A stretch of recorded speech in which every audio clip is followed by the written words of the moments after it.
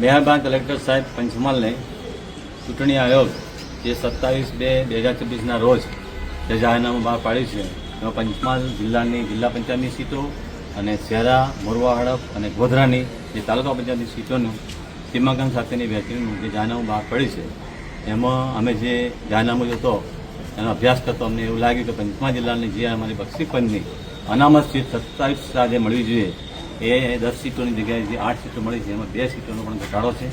એના માટે પણ અમે કલેક્ટરને રજૂઆત કરીએ. સાથે સાથે ગોધરા અને શહેરાની અંદર જે ઓબીસીની 27% મુજબ જે સીટો 8 ગોધરાની અંદર અને 9 શહેરાની અંદર એ પણ પૂરેપૂરી 27% મુજબ મળી છે. જ્યારે મોરવાની અંદર અમારી જે 24 સીટો છે એના 27% મુજબ અમને 6.5 મતલબ કે 6થી વધુ સીટો મળી છે.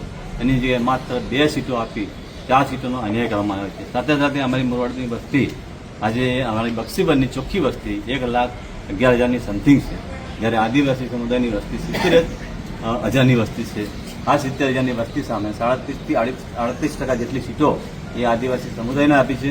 જ્યારે અમારી સૌથી વધુ વસ્તી હોવાને કારણે 1,10,000 ઉપર હોવા છતાં અને માત્ર 8% સીટ બક્ષીપંચ સમાજને આપી એક ઘોર અન્યાય થઈ રહ્યો છે.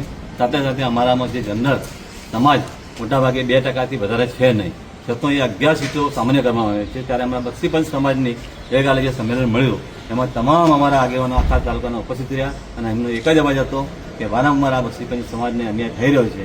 આ 27% મુજબ સીટો મોરવાડ તાલુકાને મળવી જોઈએ અને સાથે સાથે જે જનરલ સીટો વધારવામાં આવી છે એમાં પણ ઘટાડો કરીને બક્ષીપંચ સમાજની સૌથી વધુ વસ્તીને કારણે એ સીટો વધી જોઈએ એવો એ લોકોએ જોરદાર કાલે અમને રજૂઆત કરી છે. એક બક્ષીપંચ મોરચાનો પ્રમુખ પંચમહાલ જિલ્લા તરીકે હું બીજી વાર જ્યારે નિમણૂક પામી ત્યારે મોરવાડ તાલુકો સમગ્ર અને પંચમહાલ જિલ્લાના ઘણા એવા આગેવાનો અમારી પાસે જે આશા અને અપેક્ષા રાખી રહ્યા છે એને લક્ષીને આજે અમે મોરવાડ તાલુકાના સૌ વડીલો, તમામ પાર્ટીના મહાનુભાવો અને બારિયા સમાજના પ્રમુખ શ્રી ભાઈ શ્રી સુમનસિંહભાઈની આગેવાની હેઠળ આજે પંચમહાલ જિલ્લાના કલેક્ટર મહોદયને જે અમે આવેદનપત્ર આપીને એમને પાસે અમે ખાતરી રાખી છે કે ટૂંક સમયની અંદર સરકારશ્રીમાં રજૂઆત કરીને અમને યોગ્ય ન્યાય મળે. બાકી આવો અન્ય ન્યાય ન મળશે તો આવનાર ચૂંટણીની અંદર કોઈ પણ પાર્ટીને ગંભીર પરિણામ લોકો તરફથી ભોગવવાનો વારો આવે એનું કોઈ સંતાનનું સ્થાન નથી.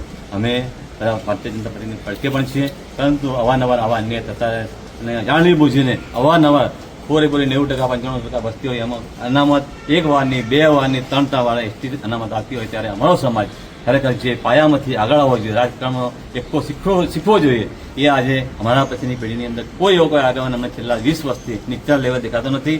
અને મને લાગે છે કે હવે પછીની પેઢી અમારી ભવિષ્યમાં ક્યારેક રાજકારણમાં આવશે નહીં એવું આયોજન સુનિયોજિત આયોજન થઈ રહ્યું એવું લાગે છે અમારા સમાજને.